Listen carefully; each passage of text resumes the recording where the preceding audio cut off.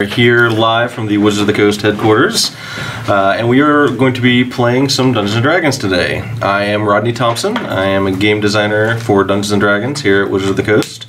And before we get too far into things, I have to do our usual legalese here. So thank you for joining us for this streaming D&D Next playtest game. You are about to see members of the Wizards R&D team playtesting materials and rules from D&D Next. This is part of our playtest program, so by continuing to watch this, you are consenting to the terms of Wizards' online playtest agreement, which you can view at www.dndnext.com. I am also obligated to tell you that we are adults in an adult environment and may occasionally use some adult language, so if you have anyone that might not be appropriate for, you have been forewarned. So today I'm going to be running a high-level playtest game. The players have 17th level characters, and we're going to be running through an adventure called Lich-Queen's Beloved. This adventure originally appeared in Dungeon Magazine number 100. It was written by the talented Christopher Perkins, and I've run this a couple of times before in 3rd and then in 4th edition, but this will be the first time I've run it in the D&D Next rules. Before we get too much further, I'm going to let everyone that's here with me introduce themselves, and I will randomly point to Tom. Should we also introduce our characters? Yes, go ahead and introduce your characters at the same time. All right, I'm Tom Olsen. I'm on the D&D R&D team, focusing primarily on our digital properties. I will be playing a 17th level Dwarven cleric named Aelford Shacklesmith, Hammer of Moradin. I'm Mike Mearls. I'm the senior manager for the D&D team. And my character, actually, as everyone else in the party, you can see my character is a dwarf wearing a steel top hat and a steel tuxedo, and you realize you stand in the presence of MC Kills-A-Lot, the #1 dwarf rapper, coming off a disastrous turn in his career where he tried to turn to prog rock, a disastrous album called Falling in Love ... again. It went horribly bad, so he's completely destitute, going back to adventure, trying to revive his fortune. Is this character aware of me? Wow. Are you in the music business? No, probably not. I'd like to use my assassinated okay. So, for the sake of those following along at home, what's your class, Mike? Fighter. Okay, and what background did you take? Out of curiosity. MC. MC. Okay. No, soldier. Which would be MC. Okay. Depending on where you grew up. All right, got it. All right, Chris, you want to give it a shot? I don't know how you can follow that act. Yeah. I can't. My name is Chris Sims. I'm a technical editor on D&D, and I'm playing Ozu, half-orc mercenary, class undisclosed. Oh, nice. Maybe you're like an A&R man from the record that you're here to watch my. No, that could be it. I'll make all the characters about me. You're actually mine, right? I'm Matt Sernett, and I am a designer for D&D, and I am playing Vathos, a human wizard. Is that Va with a V? Va with a V. With a V, Vathos. Hint, I wear light armor and use light weapons. 2 at a time, so. Could be a monk who likes using weapons. Yeah, could be. No. Be a wizard who dabbles a little bit in weaponry. No. He's a fighter. Druid gone bad. Yeah, he's a fighter. He's just embarrassed. That was always the story. I'm a fighter. I just like wearing leather armor. It breathes better. All right. No, I'm totally a fighter. Yeah. All right. So this is a 17th level adventure, like I mentioned. So we're going to assume that you guys have all been adventuring together for a little while. Perhaps shortly after the collapse of MC Kills-A-Lot's music career, you all banded together as an adventuring party, and have been together for some years now. But after one of your latest adventures, you were finally approached by a pair of Githyanki who came to your fortress on the material plane and, under a banner of truce, invited you to come to the city of Tunaroth, the Githyanki capital city. This is a city in the Astral Plane, and it is known to you guys, because you're all high-level adventurers, as an extremely dangerous place, not only because it is full of Githyanki, but also because it is ruled over by the Lich-Queen of the Githyanki, Vlaakith the 157th. So, one of the things we're going to be doing in this session is we're going to be using some of our role-playing and interaction rules that we've been developing. And one of the things I did before the session was I sent out to everyone certain elements of the adventure that might make good choices for your bonds. So Mike is looking at me like a tree full of owls, so I'm guessing he didn't read that email. I didn't see it. Okay, that's fair. So before we get started, though, why don't the three of you guys who actually did get the email go ahead and tell us a little bit about who your character is and how their bond relates to the story. So I'm looking at Matt. So Sure, Matt, go all right. first. I am Vathos. I seek Zamgras. I need his knowledge to break a curse written in the stars.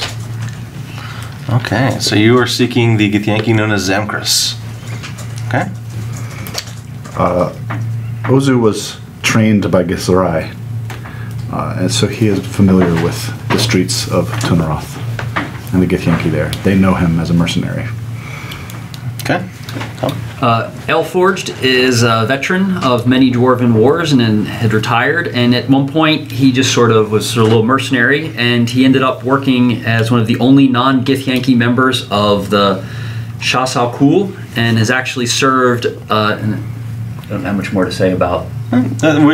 All will be revealed shortly anyway. Okay. So he actually has had dealings with Githyanki and has actually served with them because he's a little he's fought in too many wars. He doesn't have a really good barometer. All right. And MC Kills a Lot is just along for the ride. No, that's easy, right? I was the first dwarf in MC to play this city. Okay. So this is kind of me going back to my roots. This is where my first double live album. Yeah, exactly. This is where you got your big hit. Exactly, right? It's sort of your live at Budokan. Exactly. But this is the secret. So my character has an 8 charisma. He's actually very unlikable. Actually, you've met MC Killsart. Like, how could this guy? It's like a Milli Vanilli thing. MC Killsart was actually another dwarf. I was backstage doing the music, and then I outed him and tried to, like, with this concept album, and like people like, you're a hideous troll dwarf. Like, nobody wants to see me up on stage because I'm just a complete weird looking dude wearing a steel tuxedo. You've put an appalling amount of thought into this character. Appalling. So this is where I'm trying to get back to my roots, because I figured the Githyanki are all kind of hideous, like, man toads. Like, they probably think. And what's your charisma? 8. 8. Okay, so you probably would call them hideous. Yeah, I probably would. His album was called Kills Double Platinum. In your fortress on the material plane, you were approached by these Githyanki who were actually known to you. Elforged, you had actually met these guys before. Both of the Githyanki that approached you were members of the Shasal Ku, who you know served the Githyanki warlord Zetcherer. Zetcherer was your commander during your time serving the Shasal Ku in the material plane, and when they came to you, you obviously recognized them and had sort of a bond of trust with them. You have been to Tunaroth before, and you are well aware of Zetcherer and his reputation. You know that Zetcherer is a Githyanki blackguard, but he has a reputation for being honorable. So even though he is as obsessed with conquest as other Githyanki are, he is in fact a Githyanki of his word. And so those who serve him, if they can find serving someone who is evil palatable, they know that they do not get betrayed. So between the two of you, you felt confident in accepting Zetcherer's invitation to come to Tunaroth. You appear on the rooftop fortress surrounded by a drab city built atop a stony husk. You guys have teleported here, and by the magic given to you by the Githyanki, here is Tunaroth. I will set this out. It's going to fall, but you guys can take a look at that. Do I hold it up for people to see? I think Trevor's got the image on the live stream. So you guys appear on this rooftop in Tunaroth, a city floating on an island in the Astral Sea. The argent phlogiston of the Astral Plane fills the sky. In a courtyard at the base of the fortress, scores of Githyanki soldiers march in perfect formation, barking vile epithets about their enemies. Rooftop guards, some of whom you actually know from your time working with the Shasal Ku, lead you down into the bowels of the stronghold to a circular chamber with a vaulted ceiling and a tile mosaic on the floor depicting a massive, fearsome red dragon. War banners hang on the slate gray walls. In the middle of the room stand two figures, a Githyanki warrior clad in black armor with a black gem embedded in his right eye, whom you recognize as Zetcherer, and a black raven is perched on his right shoulder, and a Githyanki wizard dressed in vermilion robes adorned with black symbols. Neither of the two of you have ever seen this wizard before, but he is standing there conferring quietly with Zetcherer. The guards lead you guys into this chamber, and as soon as Zetcherer notices that you have entered, he breaks off his conversation with the Githyanki wizard next to him and turns towards you. And as you approach, he sort of holds out his arms and says, "I'm so glad to see that you have accepted my invitation. Welcome. Welcome to Tunarath, my friends. I trust that your journey was easy." Yes, I give him a very a formal salute for whatever would have been appropriate for the serving with him. Okay. All right, he comes over and he sort of claps you on the shoulder after you salute him, and he says, "Ah, my old friend, my old servant. It's good to see you again. It's been far too long since you have been in my employ." And good to see you as well. I hope you are doing well and your battles are treating you kindly. He sort of gives you a smile that fades into a grim pursing of his lips, and he says, "I would like to say that things are going well, but for all of Tunarath, these are dark days. But that is why I have summoned you." And he sort of looks over at you, and he gives you this knowing nod, but doesn't actually speak to you. And he Just nod back. He turns and motions towards the wizard next to him, and he says, "This is my advisor, Vraxanalt." The wizard nods towards you seriously, and he says, "But please, come, I have prepared some refreshments." He leads over to one side of the room where there is an obsidian table that has been set out with all kinds of like wine and fruits and foods. It's actually a pretty nice display. And you see that it is being stocked by what looks to be a like middle-aged human with an iron-banded collar around his neck and sort of, I mean, it looks like servants' robes, but it's all kind of tattered and everything. And as they approach the table, you notice that the Githyanki wizard gives the human servant a baleful look, and the servant cowers and then scuttles away out one of the exits of the room. Zetcherer motions towards the table, and he says, "Please refresh yourselves while I impart what is potentially some grave tidings." Any of you guys want to do anything or say anything before he goes on? Grab some food. The Vathos touches nothing. MC kills a lot, just starts gorging himself. Okay, great. As befits his 8 charisma. Zetcherer doesn't take any refreshments himself, but he sort of watches you guys, and he looks like he falls into deep thought for a few minutes before turning and looking out over the large chamber that you guys stand in. He looks concerned, and then he says, "I fear that these are dangerous days here in Tunarath, and if there's danger in Tunarath, that will certainly slip over into the material plane." At that moment, as soon as he basically finishes that sentence, there's a rumbling in the ground. And you guys all feel these tremors that end up shaking the entire table, and like a bottle of wine falls over and rolls off the table to shatter on the floor. And you can see that the other Githyanki guards in the room, they sort of stagger a bit. You guys don't need to make any saving throws or anything, but you each are, probably somewhat staggered by this tremor. And he frowns when that happens. Now, being dwarf, I'd like to use my stone cunning to sense what is this an earthquake? Is this natural shifting, or is it like a bomb going off? It feels like an earthquake to you. Okay. And since you've spent some time in the city before, you've never really experienced anything like this. This has been a stable island in the Astral Sea every time you've been here. Is the city coming apart, I say? He shakes his head and he says, "One might say that, but I fear that it is our beloved Lich-Queen who is causing these troubles that the city is having, and those tremors are merely a sign of it."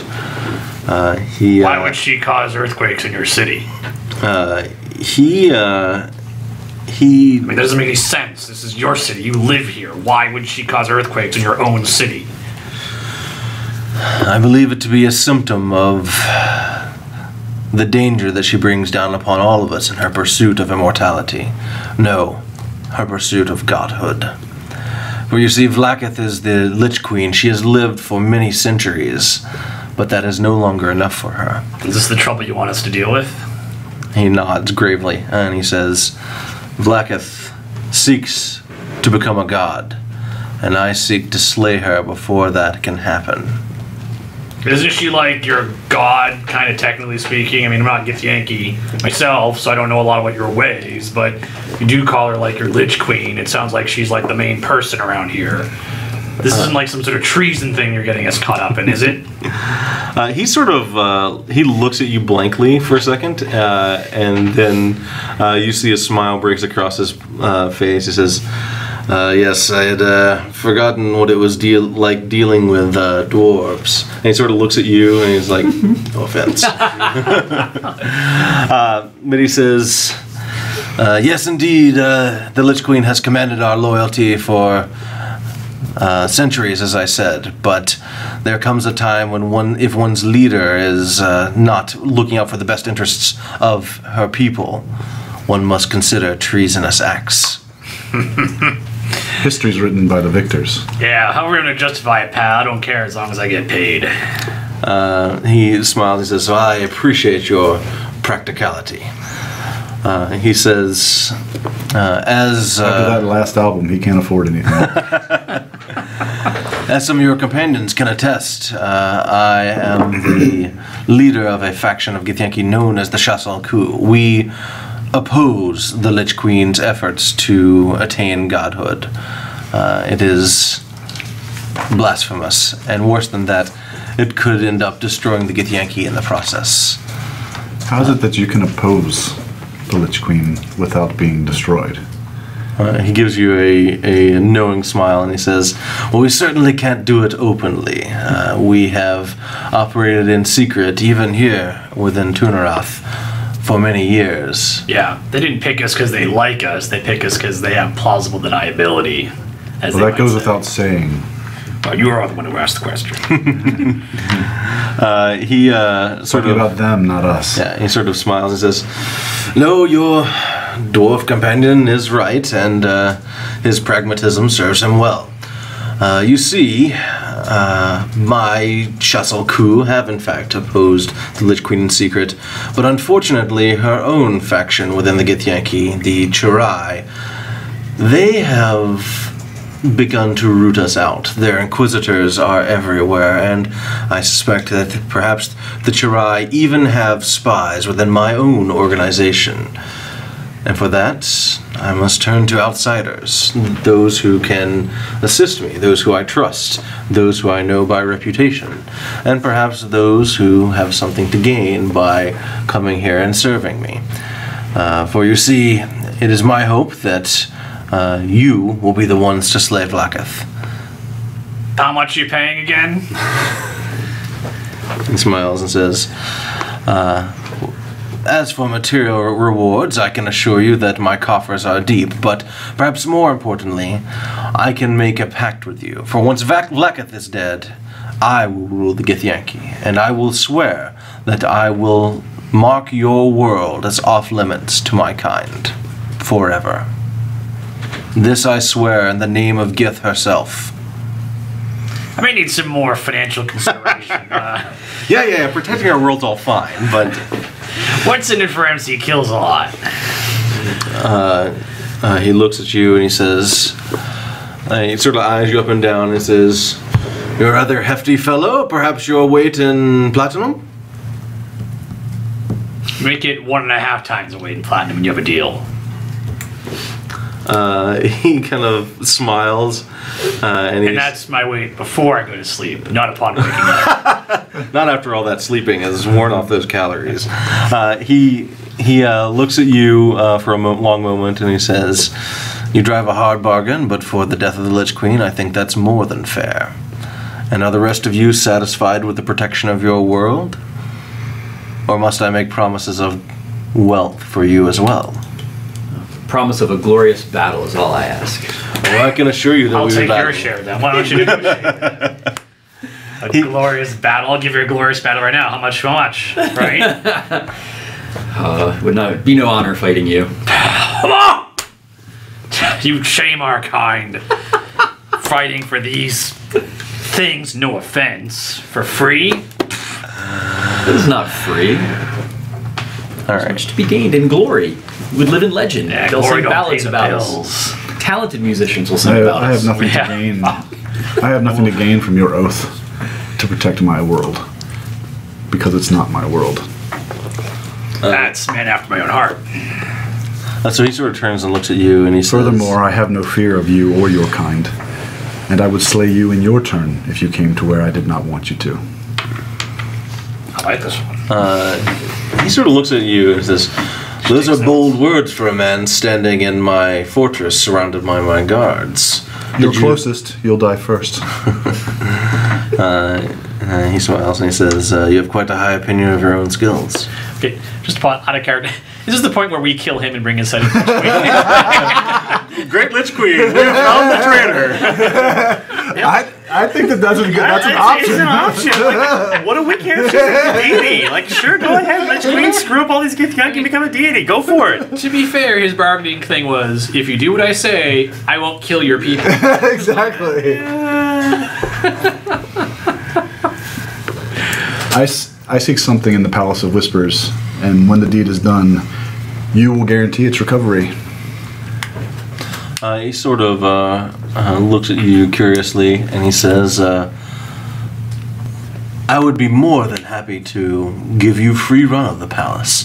That place is unsettling, and I have no problem with you dismantling it piece by piece if that's what you think necessary. You have my word on that. Very well. Then I'll also take his weight in platinum. Before or after bed? No.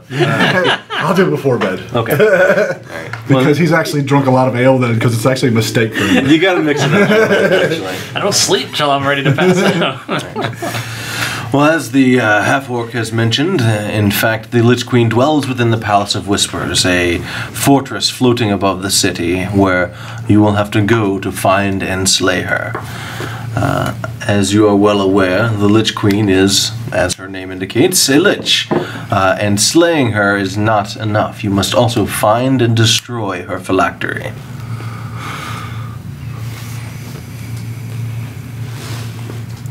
Alright, okay. He sort of looks over you guys, you're like sort of shrugging. Alright, well, great. Yeah, we know. Do we have any information on where it would be located? He says... Perhaps a vault in the center of the castle? He says that yes, he does know where the phylactery is kept. The phylactery is actually hidden in the palace library. So you'll need to find the palace's library and the phylactery within, destroy it, and then that will ensure that when she dies, she stays dead. You guys have any more questions for him? Do you have Wait, any- so are we just gonna go kick in the front door of a palace and try to hack our way through? Like, what's the cat? There's gotta be something you thought up there. Do you have any agents in the palace? So he looks at you first and he says, I'm hiring you partially for your ingenuity. So, yes, I will be happy to show you the way into the palace. But once you're inside, it will be up to you how you want to proceed. Now, let's be clear about one thing. You're hiring him for his ingenuity. You're hiring me for my ability to make stuff dead. He nods and he says, that may be true, but you'll still need to find your way through the palace on your own. And I'll let the mage figure that one out. He turns to you when you ask the question about his agents inside the palace. He shakes his head and he says, unfortunately, the Chirai have been quite good at rooting out my spies, and in fact, just days ago, another one that I had hoped to insert into the Palace of Whispers has gone missing. If any remain alive, I have no word of them. The palace has dungeons, though. He sort of looks at you askance and he says, there are prison cells, yes, but I do not believe the prisoners last long in the Palace of Whispers. I believe they are disposed of at the Lich-Queen's whims. It's a good policy. Reasonable policy. I mean, considering if you are a Lich-Queen with prisons, dungeons full of prisoners. Alright. Is there a librarian? He sort of looks at you curiously and he says, "A librarian? No, it's Vlaakith's personal library.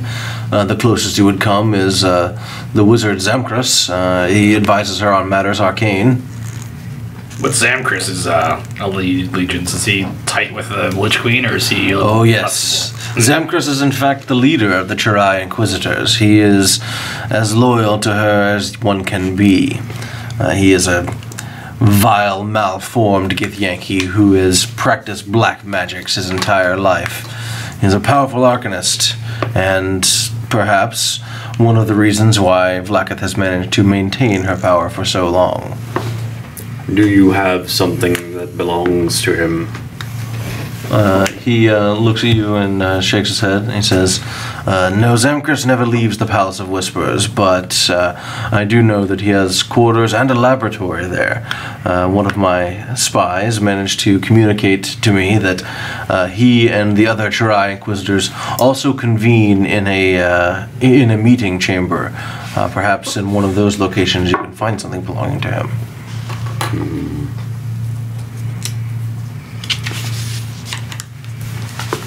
Can you describe him to me? Yes. Zamkris is a Githyanki in physical form, but he was born without legs. He hovers over the ground and carries a gnarled staff with him. I believe him to be the only floating legless Githyanki in the Palace of Whispers, so you should have no trouble identifying him. Surprised your kind allowed such a whelp to live. As I said, he is a powerful arcanist, and perhaps the reason he has remained Was he so born loyal... a powerful arcanist? He shakes his head and he says, "I have no knowledge of Zamkris's history before he entered the Lich-Queen's service. It is possible that she sheltered him herself. That would certainly explain his loyalty to her."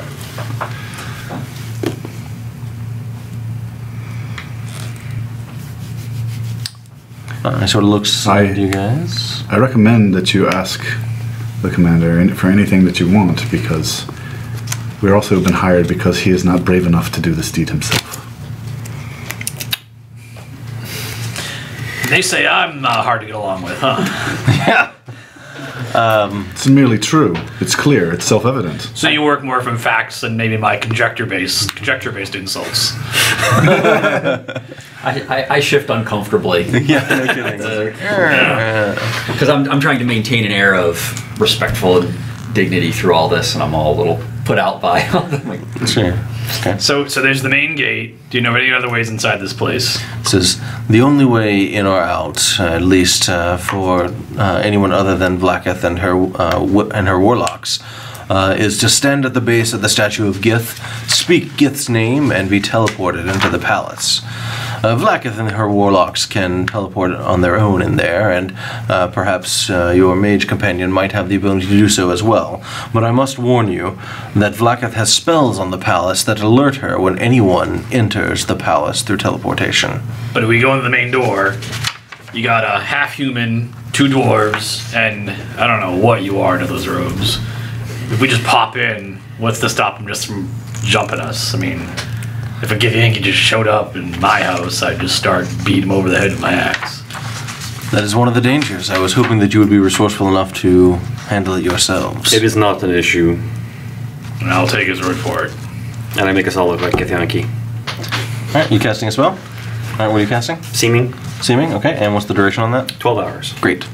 Alright, so are we going now? the mage waves his hand, and you all appear as Githyanki. Is it a concentration spell, or is it... No.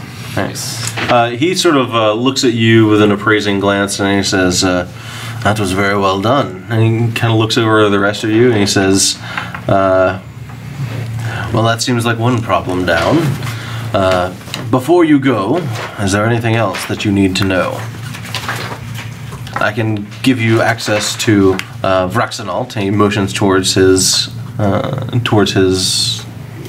advisor, who may be able to answer some further questions for you.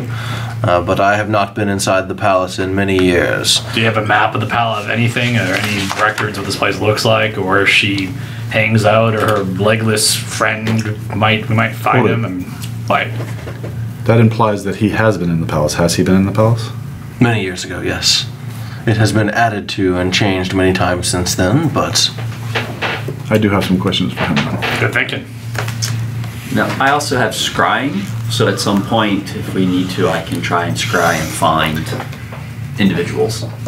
We're on the Astral Plane? Mm-hmm. Does that mean I can't get to the Ethereal Plane using the Etherealist spell? I think you have to go back to the material to get there, so yeah. Oh, no. Okay, well, that's one spell down. I don't have to worry about. Okay,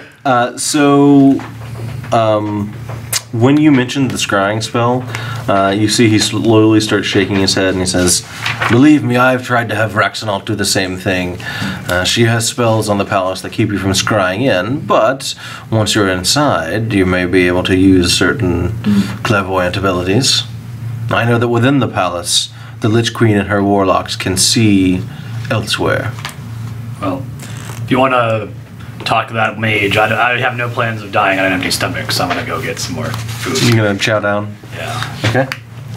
Start working on my weight for this whole payoff. All right, did you have some questions? Protein shakes and Cake. My first question to him is, if there is a soul trapped in the Palace of Whispers, where would it be? He sort of looks at you blandly, and he says, "Perhaps you'd be better off speaking to my advisor." I want to talk to the wizard. Okay. All right, so... I wouldn't ask the commander that. okay, sorry, I misunderstood, my bad. So you part ways with Zitcherer and head over to Vrax. Yeah, okay. All right, so Vraxenalt is standing off by one of the windows. He's sort of gazing out over the city of Tunarath when you approach. He turns towards you, and you can see that he has red eyes. Like the irises and everything are just like burning red. And he turns towards you and he says, "Yes, what can I do for you?" Say, if a soul were trapped in the Palace of Whispers, where would it be? You see he frowns and he says, "Unfortunately, the palace itself is like a sponge. It absorbs the life energies and souls of those who perish there. The walls, the floors, the ceiling are all filled with souls." How does one release them? He sort of pauses and you see he taps his lip in thought and he says, "I admit I have never attempted it myself, but it seems as though if a soul resides within the palace, one could extract it by the same means that one pulls a soul from the afterlife." Resurrection. Such magics are not unknown to those of your kind. But those spells function on your plane by reaching into the afterlife. It seems as though being close to the soul might make things easier. He sort of shrugs and says, "Without a body, who's to say exactly what form they'll come back in, but it is possible that simply casting the spell within the palace's walls will function." What holds the souls within the palace? Would slaying the Lich-Queen free the souls? He frowns and he says, "I do not think her bond to the palace itself is quite that strong, but certainly if she were to perish, many of her defenses would fall as well. It could be that at that point there is some other means." And he sort of gazes off in thought for a second. He says, "I could perhaps do some more research for you, if you wish. With Zitcherer's blessing, of course." If you require it, I would be grateful. He nods graciously and says, "Very well." He looks like he's about to head back over and go talk to Zetcher. Did you want to ask him anything else while he's there? No, but I thank him and I bow, and then I go to, or whatever the Githyanki custom is. I think that he bowed to me, didn't he? Yeah. Well, he sort of nodded his head. Yeah. And then I go back over to these guys and I say, one more development. Mm-hmm. If you die in the palace, your soul stays there. In my case, it's probably a good thing for me. Yeah, I was thinking the same thing. It's probably a good thing for everyone. You seem like the type might have some blood on his hands. No, I meant that your soul would stay there. Yes, I meant the same thing. You don't seem like the tea and biscuits type, if you know what I mean. So Zetcher is standing there, and he's conferring with Vraxanalt for a moment when you come back up, and you see Vrax and he get into sort of a looks like a quiet argument. The two of them talking heatedly for a moment. The wizard frowns and then moves back over to the window and simply stares out over the city. I would also like to take this opportunity to put forward the idea that we could just kill him and take him to the Lich-Queen. To these guys? Mm-hmm. I would shake my head no. Okay, we could kill him and him. Yeah. I've served for Zetcher. I would not Like betray pal. him. If he asks for help, I would not betray him. I've never heard of this Joker before. I'll follow your lead. You shank him, I'll start killing. So Zetcher returns, and he comes back over to the group, and he says, "Forgive me for the interruption, but is there anything further that I can do for you before you go off to prepare for your sojourn?" Is Vlakith her name? Her true name? He sort of shrugs and he says, "It is the only name we have ever known her by, and the name of every previous Lich-Queen, all the way back to the first Vlakith, who served Gith herself, when Gith descended down to treat with Tiamat." Then perhaps not.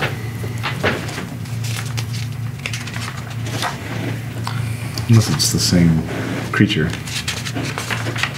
Alright, so has anybody got anything else they want to ask him, or ask for, or do before you guys depart? The brains of this operation are happy. I'm happy. Who is the brains of this operation again? It seems to be him. He's the talky one. He's talking I'm a lot. the talky one. Alright, if there's Presumably it's him, but he doesn't say much. if there's nothing else, then Zetcher will have you guys escorted out. Actually, I would like to see our platinum. You're gonna ask to see the money? Yeah. Again. Oh. Okay, so You are the brains of the operation. Like, So- I'm sure they're going somewhere. So when you ask that of Zetcher, he sort of gives you this look like he's offended. And you can see, like, it's plain on his face. I've offended him about 3 times. Oh, I know, believe me, I know. He looks offended and he says, "Do you doubt me that I would provide you with the payment that we agreed upon?" Wait, what's this about doubting the payment? What's going on over here? That's it. Stop over from the food table. I'm gonna back slowly away like I don't hear any of this. I'm like looking out the window. Like, hey man, wow, look at this spread, it's nice. No, no, get something to eat. I'm mortified. Okay. There's no reason to be offended by a simple request. If you can't do it, then you can say so. But your offense indicates that perhaps there's a problem. You see he's getting a dark look on his face and says, "There's no problem with the payment, I assure you on that regard." Then you can bring it here. Why don't you go ahead and give me your charisma check to see whether or not you can... Good luck. Huh? Good luck with that one. So your charisma I'm not intimidating, am I? Oh, I know. Well, I mean, if you want to be, you can. How do you want him to... how do you want to try and convince him? Yeah, sure, I'll belittle him. No, I'm just gonna check. 4. Okay.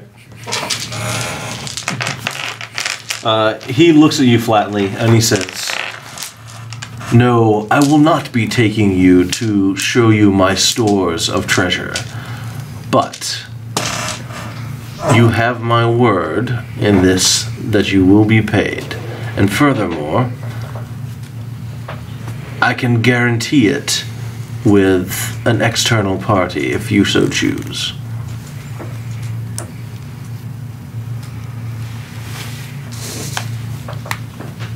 Very well.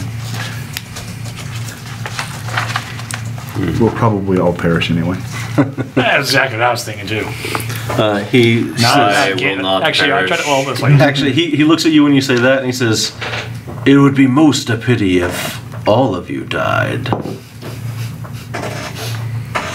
And then he looks back to the rest of you guys, and he says, "Well, you have many preparations to do, and I have much to attend to with the Chasse au Coup.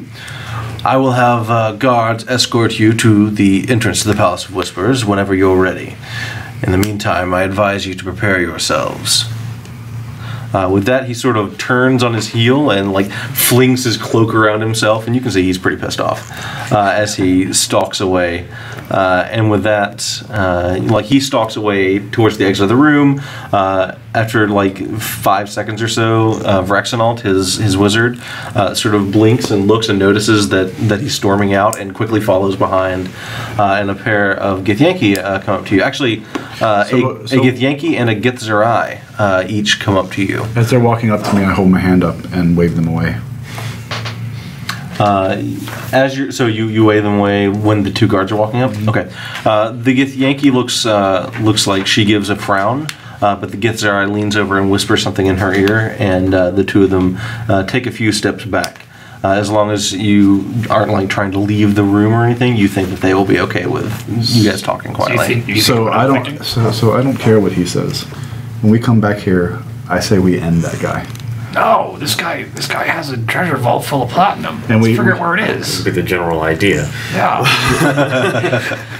Yes. Figure out where this guy's treasure store is and let's take it out. Sure. Right now, I'm not gonna go mess with the damn. I mean, I'm an idiot, but I'm not stupid. No, it'd be unwise if we can do this thing. He will then guarantee safety for the material plane. You want to know another way to guarantee safety for the material plane? Allow the Githyanki to tear themselves apart in Tunarak. No, it would be much better to have somebody we know My friend? in charge of the Githyanki My friend? than have that battle spill over onto our territory. Look, I told you, look, these are the brains of the operation. Just listen to what they have to say. My friend? I have business in the palace. My friend, I you will can go oppose there. me. Oh, sorry. Go ahead. Well, you can go to the palace. We don't have to kill the Lich-Queen. We can just kind of sashay around, take care of our business, come out, steal this guy's treasure hoard, and hightail it out of here before he knows what happened. I agree.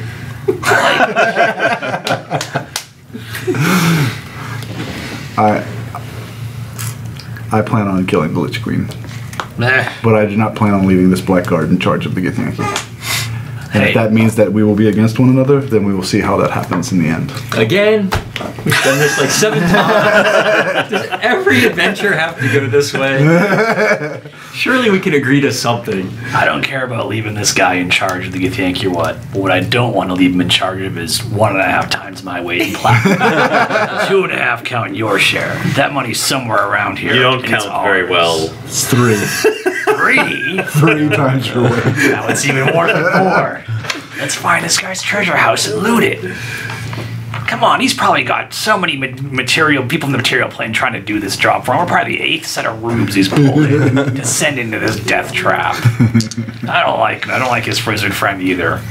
I guess it's probably late now, but could I have gotten a sense of if he has been doing this before? Like if we are like the 8th group, or are we his first choice? Let's do an argument.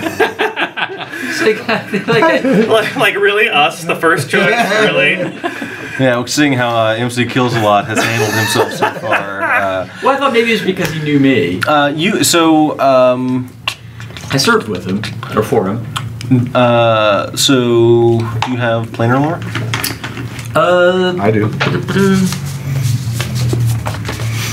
We're gonna go in there past like the trophy I do. room that's just like I have- heads I have mounted on the planar. wall. Why don't you go ahead and give me an intelligence check to recall planar lore? Since our last adventure incursion, right? That's like a 9, unless there's any bonuses. Well, you get the plus 10 from planar lore. Oh, okay, that'll be 19. 19? Okay, so you don't know for sure if he has asked anyone else before, but you do know him pretty well, and you do know the Githyanki. You suspect that he would not send you blind into the palace if he had any any information from others who had gone in before. So it seems likely that you were, in fact, his first choice, probably because you have served him before, and likely that even your half-orc companion here is probably known here in the city. Okay. And like that might be enough that you guys are adventuring together that he feels like he has enough ties to you that he could bring you in safely. Oh, I should clarify for my character that he has a tendency to follow orders whether he should or not. Do we know that? Yeah, you would know that he's very much right. like, he's pretty happy to be sort of pointed in a direction and told what to do. All right, well... So he sort of will take it from this guy that, all right, I'm going in and doing what he asked me to do. It's like my orders. So you would know that that would be his tendency to do that. So I've already baited him. Yes. This commander. Speaking of which... And he has slowly risen to the challenge. He can be made to be reckless. Wait, is that a good thing or a bad thing? That's a good thing. All right, just tell me when to start killing people. All right, so speaking of having baited the guy, as the guards are coming over, they're going to escort you guys out. So because you let your flaw come into play in a way that was detrimental to you, I am going to reward you with inspiration, which, because we are using these rules for the first time, I've got special dice. The dice that will be available at Gen Con for those who play in our game, our game events at Gen Con. Any of our official Wizards D&D game events? Right. Anyways, but I've got these D20s. What I'm doing is these are going to be like having your inspiration. So if I give you one of these, you have your inspiration. For those of you who are watching at home, the way it works is once you have inspiration, you can use it, you can spend it to get advantage on a check related to one of your traits. So now you have your inspiration. Awesome. So the guards come and they escort you guys out of the palace. Do you want to do anything in Tunarath before they escort you to the Palace of Whispers, or There was that Githyanki and the Githzerai. Were those the guards, or were those some other people? they're the two guards? Okay. Yes, yeah. I'll ask the guards as we're walking along. Is there a reason for individuals such as us to enter the palace under normal business? The Githyanki sort of scoffs, and the Githzerai sort of shoots her a reproaching look. But the Githzerai speaks up and he says, People who look like Githyanki. he says, the Lich-Queen does have guests occasionally, but they are usually high-ranking individuals, powerful creatures from the Nine Hells, servants of Tiamat. Her guests tend to be either those closer to herself in power and influence, or those who do not emerge from the Palace of Whispers at all. We are the latter. So individuals who enter by saying her name must be these guests? He shakes his head and says, no, we have obtained the knowledge of how to enter the Palace of Whispers through treachery. It is something that not all know, but it is known to the Chassel Coup. She knows people who enter there. Yes, but when you appear, you will appear in these guises. These two guards were, by the way, were in the room when you cast the spell, so they know that you're not really Githyanki. I don't think the guises are useful then, besides, we don't need a cover story. We just go in, because it's useful to not be, a dwarf and do a couple dwarves and humans or whatever going into the thing across the city, but otherwise... The Githyanki can tell you that in those guises, you appearing in the palace is not necessarily weird because there are a lot more people in the palace than just Vlaakith, but they wouldn't necessarily be her guests because there's Vlaakith... Okay, that was what I was after. Yeah, okay. yeah. There's Vlaakith, and then there's Zamkrus, and there are all kinds of other inhabitants of the palace that might have visitors come and go. But I thought you were asking specifically about Vlaakith's visitors. No. Yeah, because there are hundreds of inhabitants of the palace. Okay. In Gith, I say to the Githzerai, what is your name, and why do you dwell among these vermin? You're saying the Githzerai? Yep, and I say it so she can hear me, and I gesture toward her when I say it. Interesting.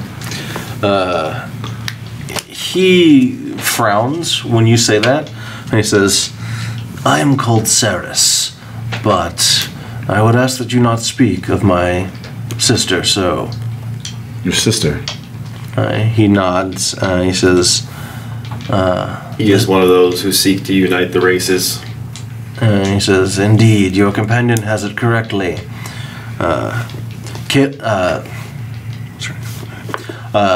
Kelilik and I are both members of the Chassel Coup. We seek to return from 2 races to 1, the Gith United. You know that this is a pretty standard shtick of the Chassel Coup. They want to see the Gith reunited as a single race. Does she react when I do that? She's already been a little standoffish to you, but you can tell that she's got enough military discipline that she's not going to, rise to your challenge. She doesn't react at all. She frowns. I say, I just wanted to see what would happen if I said that. He sort of purses his lips and says, there's no need to goad us. We are all allies in this. All right. Anybody want to do anything else before you go to the statue? I figure that any cover story we have is going to be blown in like 20 seconds, so I'm not even going to bother. I was gonna say we should all pick up like a crate or something, like we're walking and just say like I'm with the band. Right. Drum set. Oh, yeah, I'm with the band. What band? My band. MC Block Kills has a lot. demanded a band, and so you better not get in our way. Are there? Oh, well, actually, let's do this. Let's hang around. Let's like kind of, if it's in front of this big statue, can we see any like the people who are going up and using the statue to enter the palace? Are they carrying anything consistent? Yeah, scrolls or buckets or who knows what. Yeah. So, if you have the 2 guards lead you to the palace, basically what happens is you actually pass through a section of the city that is a massive necropolis. And as you're passing through, you realize that the statue is at the center of this necropolis. So you pass out of the sort of busier part of the city where there are lots of Githyanki around into this quiet, tomb-like atmosphere. And by the time you reach the statue or reach a place where you can see the base of the statue, you realize there is no one around except for you guys. It's basically massive, series of tombs and mausoleums and stuff like that. Oh, is it very quiet out here? Oh yes, there's So- no one here. We wait for the next group to come in. We stop them, figure out why they're coming, kill them, and take their cover story. It's worthwhile. Like if there's a delivery, we kill the delivery guy, pick up his delivery, and pop it and say, "Hey, we're here with the delivery." I anticipate any deception to fail once we're in the palace. Man, how did you guys this long? Everything failure this, failure that. How with that attitude, why even here trying to storm the Lich-Queen's enclave or whatever it's called? Jeez. Palace Whispers. Palace of Whispers. I didn't think I'd be the second grumpiest person on this. He's got you there. Come on, the worst that could happen is we get to kill some Githyanki. Quicker. Yeah. I think it's worthwhile. All right. Okay. If anyone comes along, how long does the spell last? With See 12 me? hours. Yeah, 12 hours. What language do Githyanki speak? Gith? Gift. And I speak it. Oh, awesome. I spoke it too. Oh, okay. So we're gonna have So the to guy who you- insults everybody is going to be our Yeah. speaker. Yeah, Zetcher was speaking in common to you guys Okay. because he knows that you guys speak common. Better than none of us be. All right, so you guys are going to basically find a place to hide and watch for someone approaching. Yes. Yeah, do we want to put a time limit for how long we want to do that? For like 2 hour? 2? I mean, I want the spell to wear off like right in the middle of. I think it's 12 hours. I don't think I'm very, like, not crazy about just walking in. Yeah. So it seems to be like, of all the possible plans, I do not know there was a worse one. Let's There might not be a better one, but I know for sure there's not a worse one. let's renegotiate after about 6 hours. Okay. If 6 hours pass and nothing worthwhile happens, then we'll talk again. That's good. All right. So you guys hunker down and find a nice place to sit and watch. There's plenty of terrain around here that you can hide behind with a good vantage point of the base of the statue. Your 2 guards, if you guys are going to stick around, they will actually head back to Zetcher's stronghold because they don't want to stay out here for too long. Do we need them to do No. They told no. us what to do. Yes, you need Say only Gith. you need only say Gith's name in the Gith tongue while standing at the base of the statue. Okay. And just so you guys have a little bit better idea of what you're looking at here, the statue of Gith is 100 feet tall. It's a statue of polished obsidian, and it stands before the Lich-Queen's palace. The statue depicts a female Githyanki knight bedecked in ornate armor, clutching a gigantic greatsword, its blade fashioned from gleaming silver. The sword's point hovers 10 feet above the ground, directly over a 10-foot diameter circular symbol carved into the statue's base. So you guys find a vantage point and you watch, and about 5 hours passes. But you guys are sort of, been sitting here waiting. It's been kind of tedious. But after 5 hours, you're, starting to give up hope when you start seeing a procession coming through the necropolis. You see that making its way through the necropolis, winding through the streets, are a group of 5 individuals. 3 of them are these strange-looking Githyanki that just look a little off to you. You can't quite figure out exactly what's wrong with them, but they've got this kind of vague red tint to their flesh. You know the Githyanki had this kind of yellow-green color to them. These guys have like this burnt red color to them. The 3 of them are moving in a triangle formation, basically surrounding the last 2. One of those 2 is clearly a prisoner. This is a Githyanki. His hands are bound with chains, and he is being dragged along. He's clearly been roughed up. This Githyanki can barely walk. The other one, however, is basically looks to be a Githyanki in the kind of robes you would expect to see from a wizard, but there is a big silver sword strapped to his back. You would know that this is probably a Gish, a fighter wizard, effectively. He's trained. Does the red tinge? He does not have the red tint to his flesh, but this the Gish, you would know they're skilled in both arcane magics and swordplay. Does the red tint mean anything to me, since I'm somewhat familiar with? This is something that is unfamiliar to you from your time here as a Githyanki. However, if anyone has magical lore, you can make an intelligence check to which lore? Magical lore. Oh, you can make an intelligence check to recall magical lore. Let's see. I've forgotten how that works again. Do I get my plus 10? Yeah, plus 10 plus your intelligence. Okay. Ugh. I rolled a 1, so that's not gonna be good. 16. Still, yeah. 16. Okay.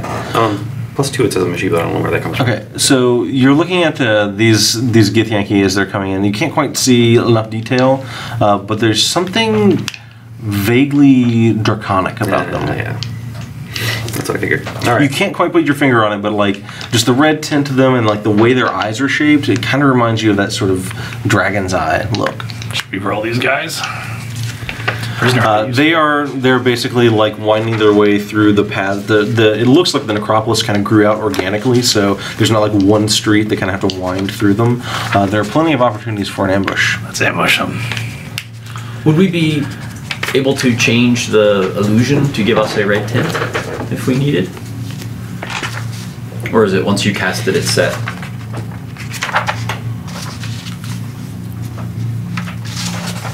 Matt? I'm sorry, say again. Oh, are you able to change the illusion to give us? I was just red looking tint at to that, and it does not say. Okay, so So I do not know. We're probably fixed. Yeah, we can at least maybe drag the prisoner along. Come on, let's go roll these guys. I could cast a spell again in theory, if it's worthwhile. Let's kill these guys. Come on. And just cover will just be we're bringing in a prisoner.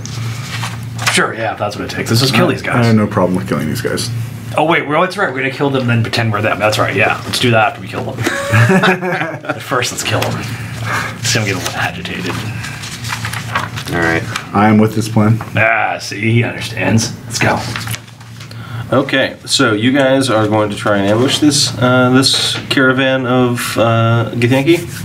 Yes? And I can serve as a distraction. I'll just stand out in front of the road and get them all to attack me. Yeah, and then you guys pop out and It sounds attack me behind. fantastic.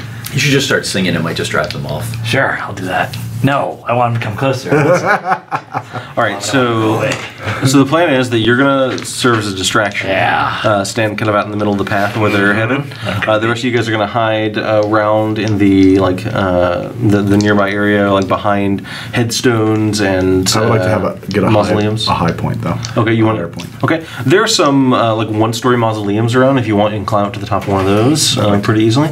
Okay, and since you're going to be hiding, go ahead and give me your dexterity check to sneak. What are you going to be doing? Let me check real quick. I'm just going to cast business. Earth Black Tentacles. Like, Just on us, yeah.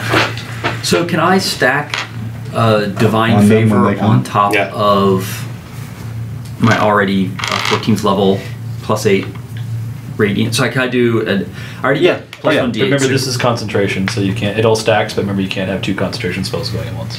Okay. but yeah, you're talking about the one you got from your class feature? Yeah. Yeah, absolutely. It's 6. Yep. Yeah.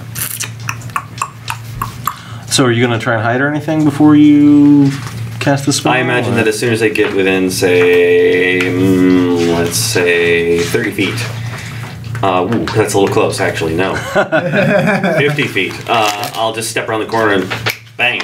We can agree on 50 feet. I'll do what I'm going to do at 50 feet too. All right. Okay. Yeah. Make sure you leave the lead one out. That one's mine. I don't know what you mean by lead, but I'm shooting the Gish. The first one, and whatever the one in front. Okay. It's the Gish that's dragging along the prisoner, by the way. And then you've got I'm- does the point of the triangle, like, is that the person? The, at point? the point of the triangle is at the back. Oh, okay. All right. Well, the 2 in front, whatever. Just don't get me your spell or. Okay, and so Aelforged, what's your plan there? I'm gonna check one more thing. So what I'm gonna do is I'm gonna go ahead and get Spiritual Weapon ready. Okay. Because if they're going to attack at 50 feet, I have a range of 50 feet with Okay. that as well. Okay. So that'll give me a turn or two of smacking them before I have to do melee. Okay, sounds good. Why would you wait before getting the melee? I'm too short if you guys are You're a doing dwarf. 50 feet. Short legs, This guy taking 2 might turns. Be half human. So you're going to basically stand out in the middle of the I'm path. gonna they're walk following. toward them as if I'm coming back from the gate. Okay. And I'm gonna kind of be very deferential, as deferential as I can, but I'm so distracted with a chance to finally spill some blood that maybe I can pull it off. Okay. And then as soon as I get close to one of the things, I am just boom, pulling up and drawing my sword and trying to decapitate that thing in one blow. Okay, great. Probably failing, but whatever. All right, so they are marching towards you, and they kind of round a stone mausoleum and are about 100 feet away from you when they can finally see you because you're out in the middle of the path.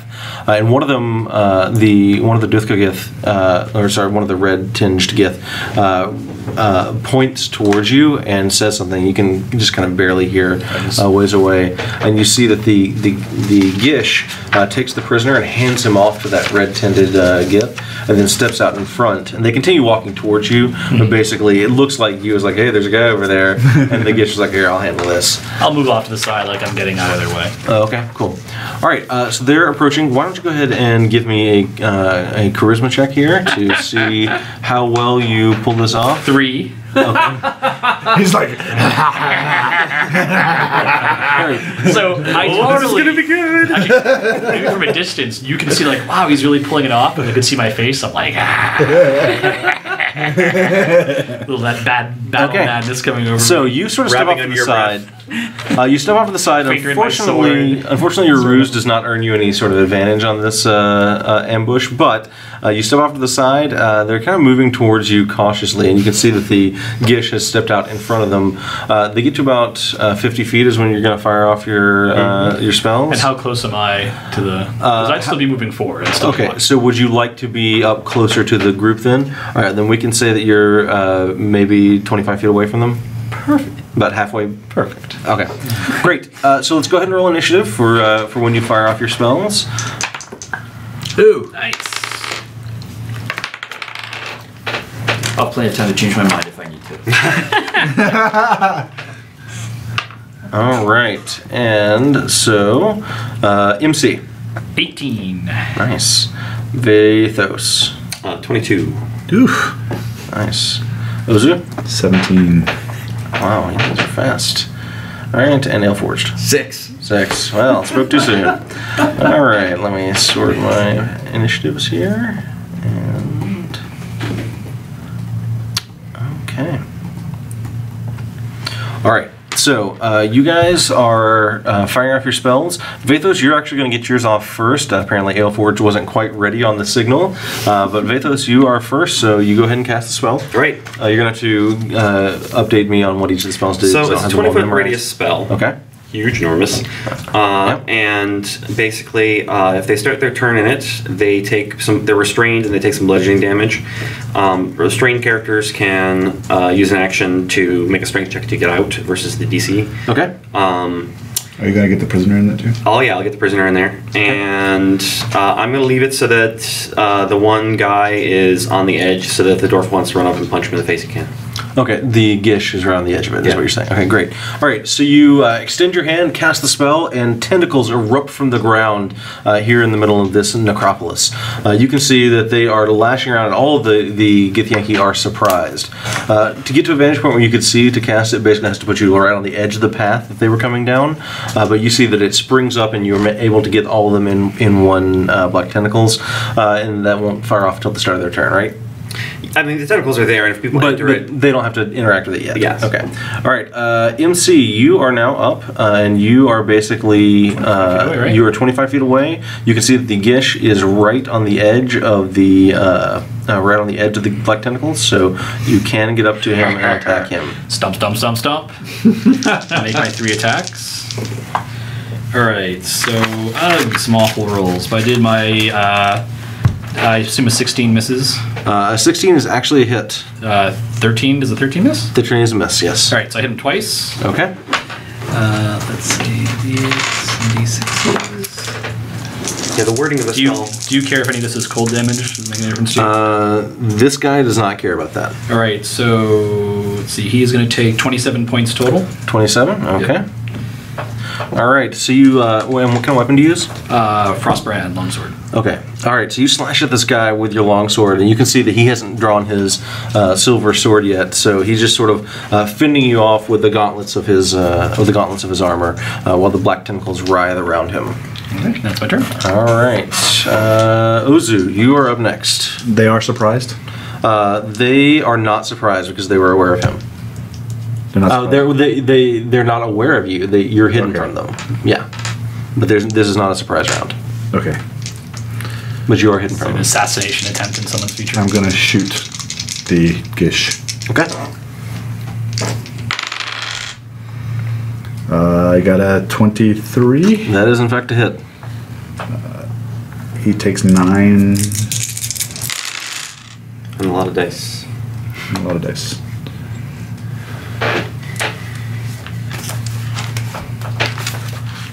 He takes 23 damage. Okay. All right, and you were shooting what at him? An arrow. Arrow? Okay. All right, your arrow streaks out, and because he's distracted with the dwarf here, he staggers back as the arrow strikes him. You can see that as it punches in through his robes, that he has some kind of scale armor underneath that gleams silver. Okay. All right. The red-tinged Githyanki. All right, so they're starting inside the black tentacles. Yep. So do they just automatically take the damage? Yep. Okay. Do I roll once for everybody? Just roll once for everybody. Okay. It is 13 bludgeoning damage. Okay. They take the bludgeoning damage. All 3 of them, however, will teleport. You see a small portal opens up right next to them, and they step through it and appear back on the opposite side of the dwarf here, back actually closer towards where you guys. They're just teleporting. It's just flavor. Okay, Yeah, they're just teleporting. I'm just using flavor. Flavor. So they teleport back to the to behind where the dwarf is, back close to where Aelforged and you are actually hanging out. That takes their action to do that, though, and you can see that they immediately begin to disperse. One is going to actually approach where you are, where you cast the spell. The other one is going to run up to Aelforged, and one is going to run up and try and get behind you as well. So basically, the 3 red-skinned Githyanki split to go after the 3 of you guys. All right, Aleforged, you are up.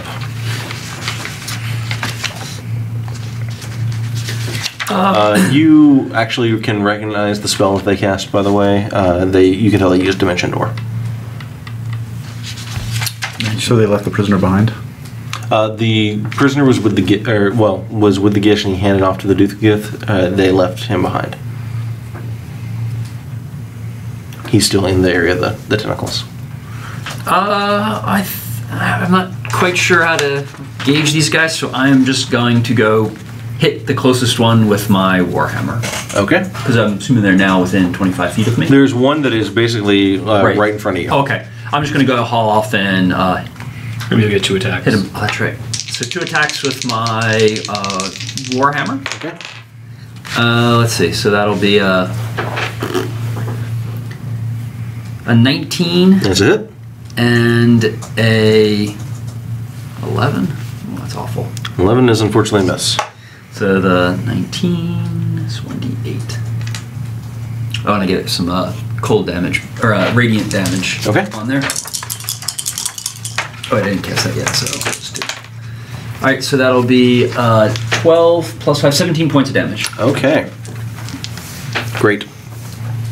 Alright, so you advance on this guy and you're slamming into him with the, you have Warhammer? The Warhammer, it is the, the +1. Down, yeah, the +1. It is the Argent Despair. Great. Okay, so you come attacking this guy with the hammer. You see his eyes widen slightly as you attack him. You think it's possible that he might recognize the hammer. He should. Okay. It's now the Gish's turn, so he's going to start in the black tentacles. So go ahead and roll your damage for the Gish.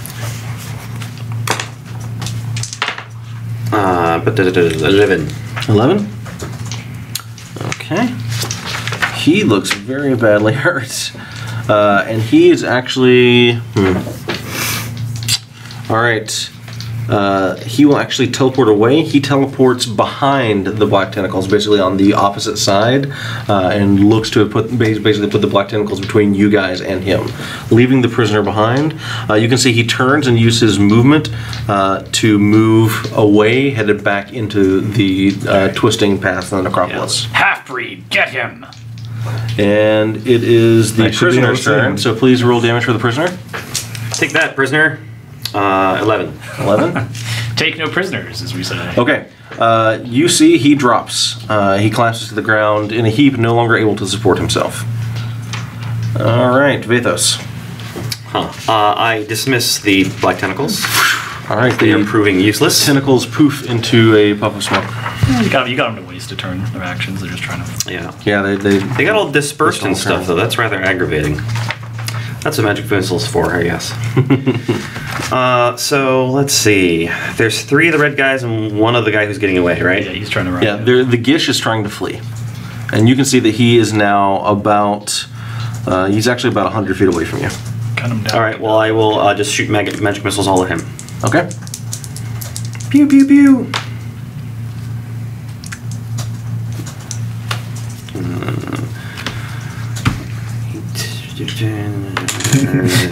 14 points of damage. 14? He drops. Yes! Alright, so your magic missiles streak out, striking unerringly. You see he collapses to the ground. Hang on a second. You did how much? 14. Oh yeah, still more than enough. Alright, it looks like he maybe didn't have a whole lot of hit points left when you did that anyway, so he drops to the ground despite his resistance. Okay. And MC, you are now up. There is one of these red-tinged Githyanki that has come up behind you. I'm gonna make a backpack out of your skin. Creepy. Oh my god. My highest is an 18. The 18 will hit. And my second is 16. That will also hit. Alright, let's see. Actually, you see this guy when you're... what's the order of your attacks? What do you mean order? Well, so when the first time when you attack him, you see he actually throws up a hand, and a magical barrier pops up between the two of you. Your attack that would have hit bounds off this barrier, and in fact, all 3 of your attacks are deflected off of it. Oh, okay. Then I action surge. Okay. Does it look like that the shield is Still up, yes. Oh, okay. Okay, that's my turn then. Okay. All right. Ozu. They know where I am, right? You are now revealed to them, yes. Okay. So I just drop my bow and I jump down off of this Okay. mausoleum. So basically where you're landing, you could drop down and land either next to Vathos or next to Aleforged and be right there next to one of these red tinged Gith. And one of them's right next to him. Yes. I'm going to jump down next to the one at him. Okay. And while I'm doing so, I pull out my short sword and my rapier during my action. One during my movement, one during my action. Okay. And I attack with both. Okay.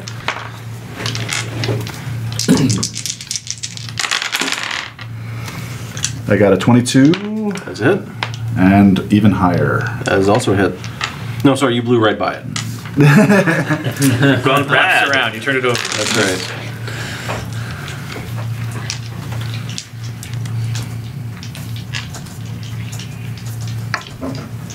He takes 35 from the rapier. Okay. And he takes 6 from my short sword. So a total of 41. All right. Nice. All right. That is. Okay. So he staggers back under the barrage of attacks. Turns. I have to ask, is 35 equal to or greater than 1/2 his hit point maximum? It is not. Okay. Yes. So he staggers back, and under the weight of your assaults, you can see that he draws his silver sword off of his back, but he does not use it. Instead, he opens his mouth, and you see that his jaw sort of extends well beyond where it should. There is a spark in his mouth, and flames erupt out, engulfing the two of you in a cone of fire. I need you to please make a dexterity saving throw.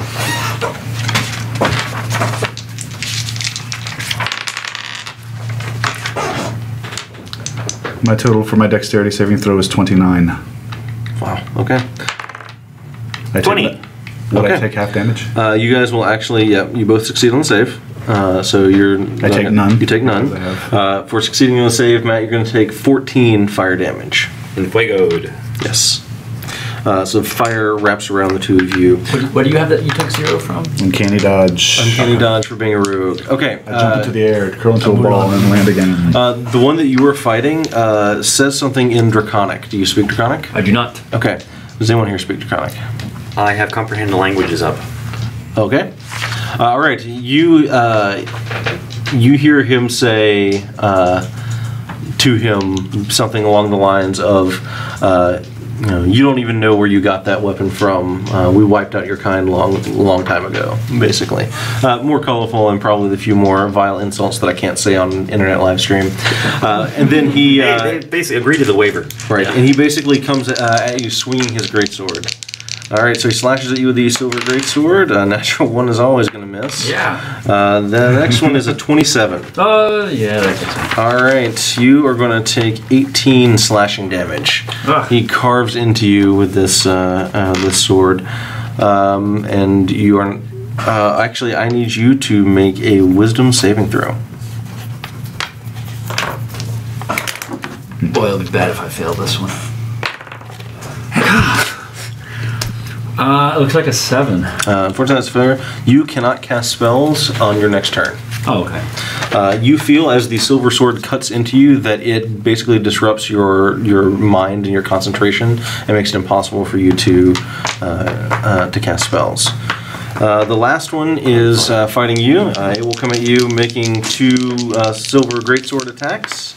The first one is only a 13. Miss. The second one's a 24. That'll hit. 18 slashing damage. All right, Aleforged, you're up. All right. I will make 2 attacks with my warhammer at the guy in front of me. I will tell him I give thee the gift of combat. Oh, by the way, Mike, I should have mentioned, when this guy strikes at you, he hits you, and then you see the shield that was in front of him fade away. So I get a 15 and a 22. The 15's a miss, but the 22 is a hit. All right. He will take 15 points of damage. Okay. 15. Does he? How's he looking? He is hurt. You have wounded him a couple of times. You see he's staggered under the weight of your blows, but you don't think that he is on death's door by any stretch. You think that you've dealt him a couple of serious hits, though. Okay. All right. The Gish is now unconscious, so I will drop him out of initiative. The prisoner is now unconscious, so I'll drop him out of initiative. Vathos, you're up. All right, so there's a couple people up in my grill here, or is it just There's one? just one that is right up next to the two of you guys. That is you and Ozu. All right.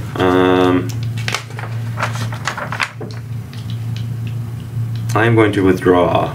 Okay. Do you want to basically climb up into like the mausoleum area, or do you want to go out into the street? I want to go over to the fallen Gish person. Okay, so you want to head out into the street or into the path, so you can get to the fallen Githyanki? Yeah. Okay. Nice. Slit his throat. Make sure the deed's done. So he's about 50 feet away from you, so you can withdraw and then use your movement, so you'll basically end up over next to him. Okay. All right.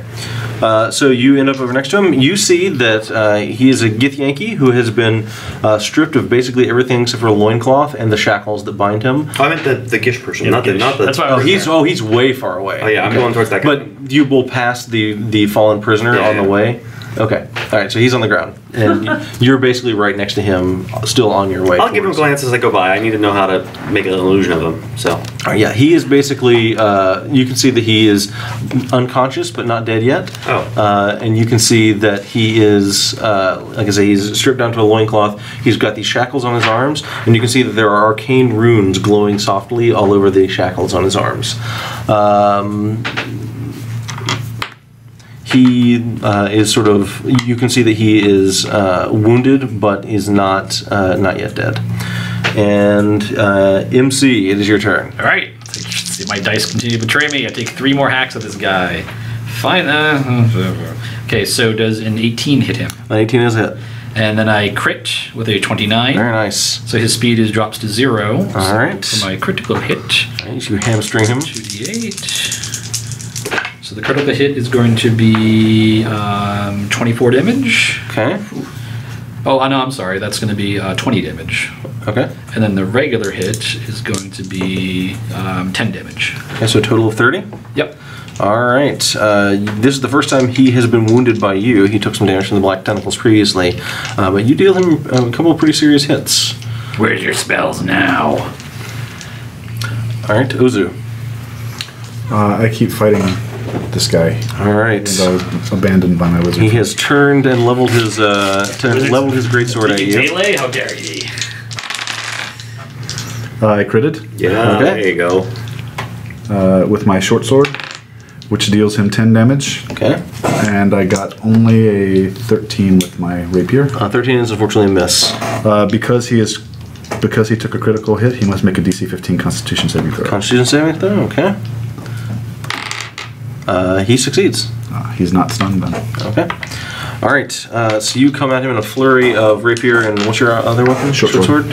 Flurry of a rapier and a short sword. The short sword slips past his defenses, and you can see that he is bleeding now. He's bleeding this sort of thick red blood down one side, and you can smell what smells like burnt out charcoal coming from the wound.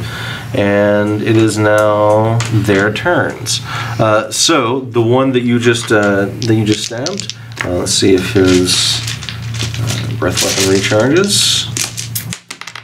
It does not. Okay.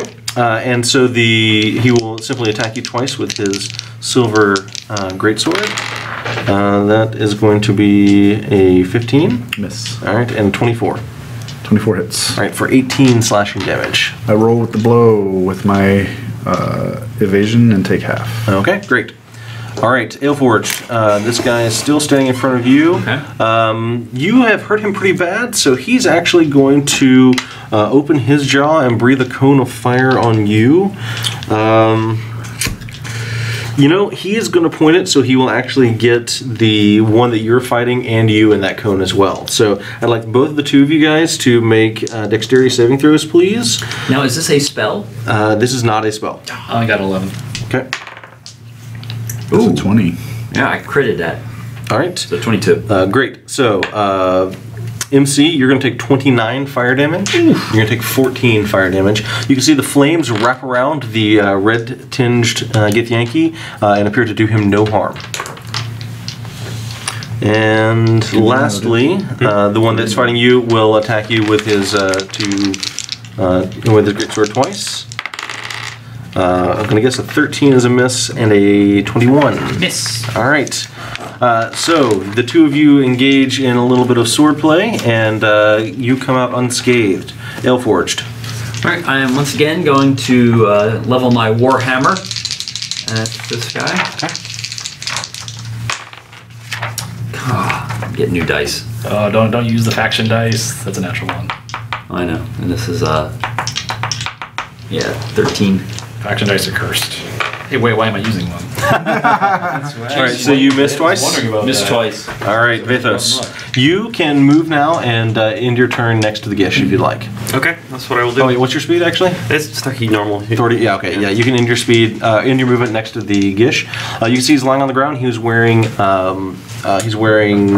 these robes that cover up what looks to be mithril chain armor underneath, and he's still got his silver greatsword actually strapped to his back.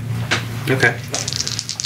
If I have time, ability, actions, I want to rifle through his other stuff. Okay. You can see that he is unconscious and he doesn't appear to be bleeding out. Let's see here. You're rifling through his other stuff? Mm-hmm. That's interesting. Okay. I will get back to you in just a moment then. All right, MC. All right, having purged the faction dice, my dice collection for this game, I attack this guy 3 more times. Oh my goodness, no, that does a 15 hit him. 15 is a miss. Okay, about 22 hit. 22 is in fact a hit, yes. All right. Let's see how much damage this is going to do. He is going to take 15 damage. Ooh, very nice. Is he still up? He is still up. All right. You can see that he's taken some pretty serious hits now. You would say that he's on the dark side of his hit points. Yeah, I roar in rage.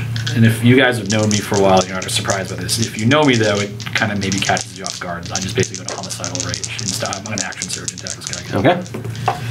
That's a little more like it. My low is 16. And there's a hit. All right, so... Ugh, I barely been able to get over 10. Okay, he is going to take 20, 30, 45 damage. Oh, all right. So your first strike batters his sword away from him. You chop at his side, causing him to stagger, and then your last swing opens his throat in a spray of blood that drops him to the ground, unmoving. That's my last effect. I use my move to jump up and I just keep hacking at the body. And just start howling like a maniac. Creepy. All right, but yeah, you take him down. So you're now taunting him, you're going to teabag him? All right, Ozu. No, I'm you just going crazy because I'm a homicidal maniac. You just saw MC drop the red tinged Githyanki that was fighting him and is now going in a hacking frenzy on top of the body. And it's your turn. And I just kind of incline my head toward that with looking at this guy meaningfully and say, you're going to have to work faster. And I attack him. Okay.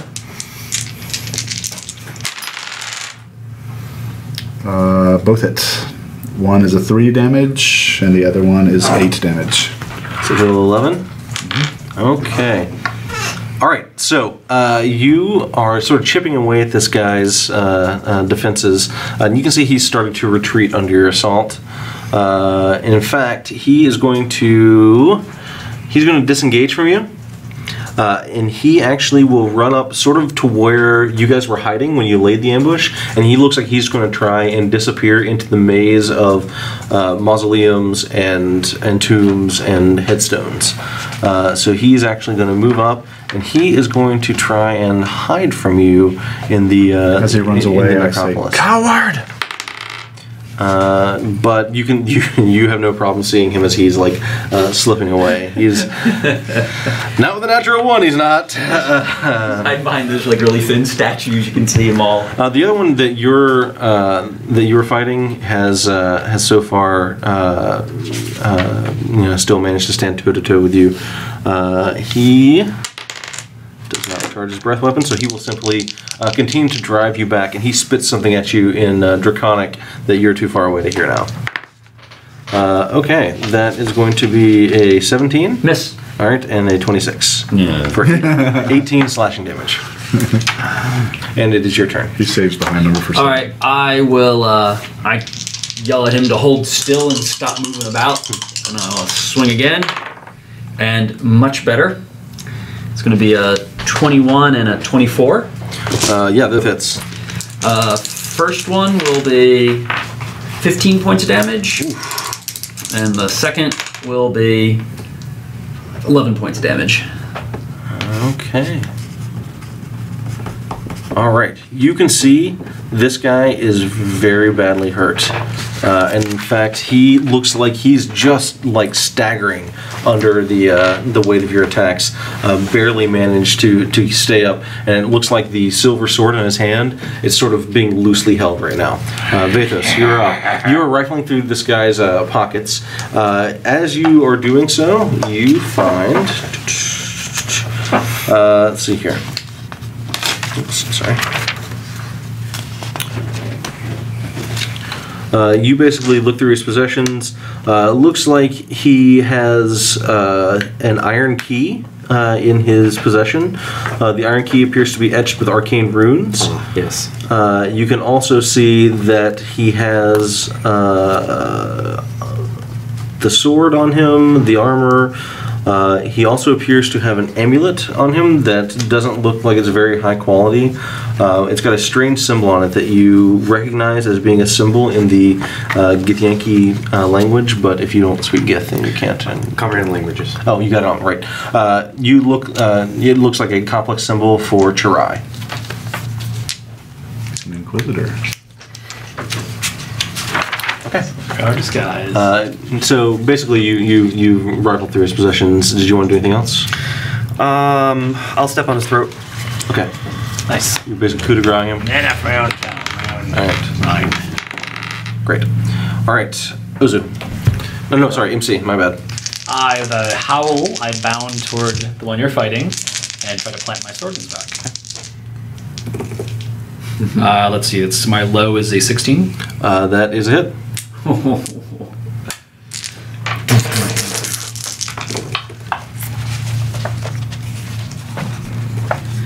38 damage. Okay. Oh. All right. One. He was not quite at 1. So you come charging up behind him, and basically, Aelforge has been kind of locked in battle with this guy, but dealt him a pretty serious blow last time. You just sort of come up, jab. He staggers back, jab, staggers back further, and you hack him down. He collapses to the ground in a heap. All right. I take a few more hacks for good measure. I'm sure you do. Now it's Ozu's turn. Ozu, now there's only the one that is fleeing off into the necropolis. But he used his action to hide, right? So he disengaged and then hid, right? He did not actually manage to hide from you, and I messed up. He didn't have the action to do that. Lawyer. Huh? He just moved. Just kidding. He just moved. Oh, he just moved, so Yeah. he's pretty far away from me then. Yeah. Can I get to my longbow? You'd have to climb back up on top of the mausoleum, which how fast do you move? 30 feet. Yeah, it would take you your whole movement to get up to the top of the mausoleum, so you could climb up there and grab it. Yeah. It's only a 10-foot tall. It'll be dodging Wall. from cover to cover if he wants to get away. Yeah, so in theory, you could climb up there and shoot, because that's only Yeah. interest. Yeah. Yeah, I'm going to climb up there, grab it. Okay. Light him up. He will have cover just from the like statues and stuff like that in the way, but And I don't have advantage or anything like that, so. 20. 20 is a hit. He takes 9 damage. He's still alive. You get 2 attacks for a rogue, or is that 2 rogues and go? Yeah, that's right. Because Relying on a sneak attack. Okay. He will just used his action to move twice. And so he actually runs, he actually gets like another 60 feet away from you. At this point, it's getting really hard to see him. He's far enough away that the interposing like headstones and statues and stuff like that create basically 3/4 cover. I'm going to pursue him. Sure. All right. Elforged. Well, I have no hope of catching up to this guy. He is about... He's about 100 feet away through the twisting path of through the necropolis. I'm gonna go to the prisoner. Okay. Was I close enough? It would basically take your whole turn to get over to him. Okay. Because he's about 50 feet away. Because I was gonna do Spare the Dying on him. He's about 50 feet away, so okay. You can... what's the range on Spare the Dying? I have to touch him. Touch him, okay. So if I move forward, so I can just be next to him again. You can move over next to him. When you get next to him, you can see that he is still alive. Okay. You can see he's not out of danger yet, but he is still alive. Vithos. I suppose that I'm really far away from the guy who's running away at this point. About 100 feet, yeah. You triangulate. Oh, 100 feet. Well. Oh, wait, no, because you ran after the... Gish. Yeah, you're like 150, 175 feet away. Okay, yeah. So most of our spells are lower, shorter range than that. That's too long.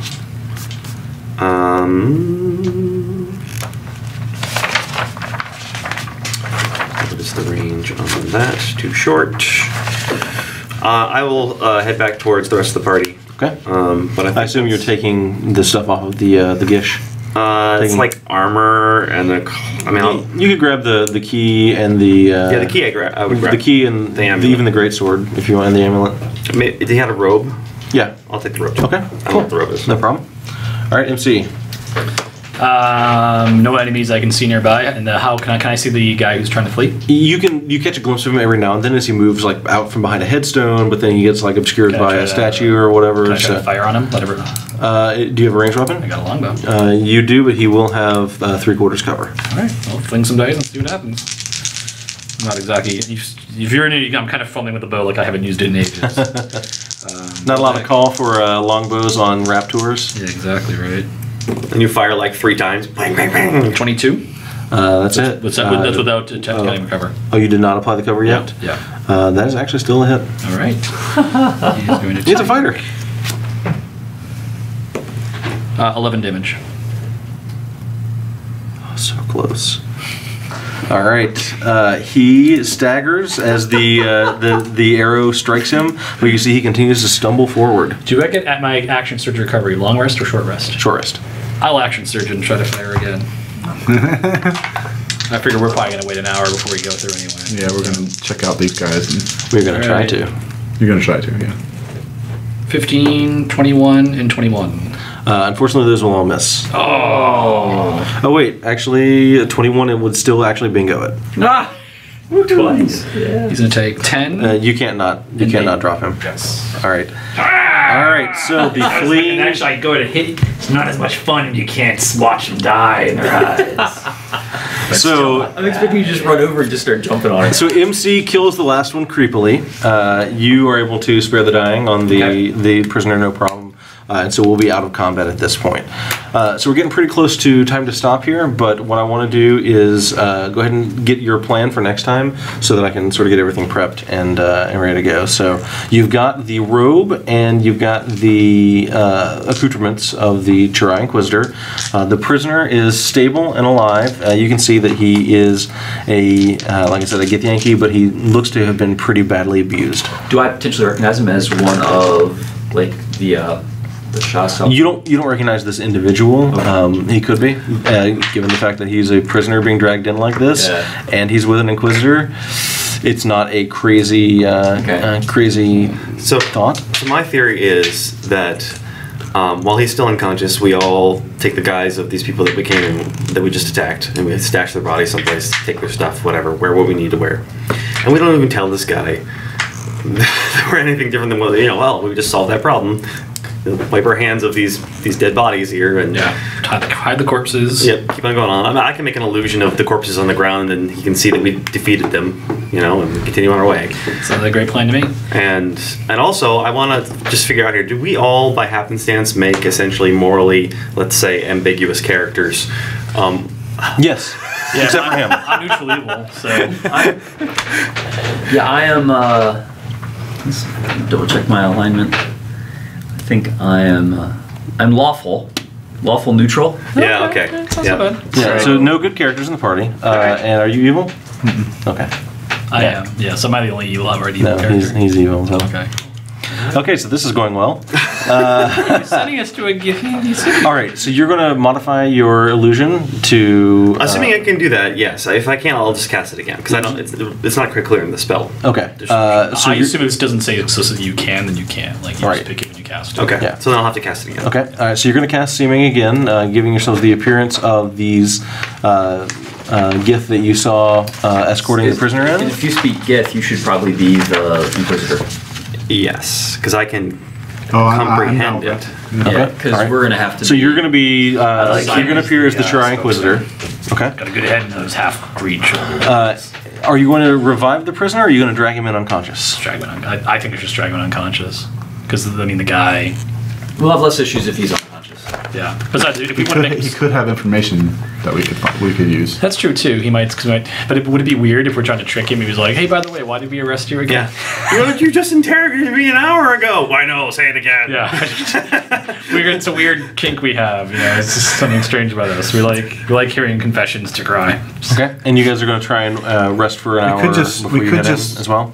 We could just act pissed off that we're attacked, and I could say kill him, and see what he does to beg for his life if he does. Yeah. We could blame these guys, blame ourselves as his would-be conspirators or whatever. Yeah. Yeah, exactly. That's the angle I think we should take. All right, sure. So we'll get this guy to have faith in us, and then we'll betray him. No, what we're doing is we're saying, who are these people who tried to free you? Oh, okay. But as long as we eventually betray this guy. That's all you care about, right? Okay, so you... Inevitable betrayal. So are you guys waking him up then, or... I think we probably will. We probably will wake him up. Yeah, because we want to try to figure out why he was arrested, and if there's any angle. It was like, oh yeah, I'm being dragged before the Lich-Queen. We're like, right. We need to sort of know why we're going in there. Keep this? And he needs to tell us. So you guys are going to rest for an hour, revive him, and then interrogate him. Should we rest for an hour? Yeah. We should rest, but... We all got kind of beaten up. There's no point. I took about like 30... you guys waited 5 hours for someone to come through this area, right? So it's pretty sparsely populated. Yeah, I just don't know if they're on a schedule or anything, but whatever, it's fine. I think if you is there a clock around the wall here? You do know they're lawful. So, all right. Lawful? Yeah. So, okay. That gives me an idea where we're going next time. So we're going to go ahead and stop there, and I guess we'll do some Q&A with some folks from the interwebs. Yeah, we started a little bit late. How long do you guys want to go for the Q&A? We can go in for a few minutes and then see. No one's got to be out in 5 minutes.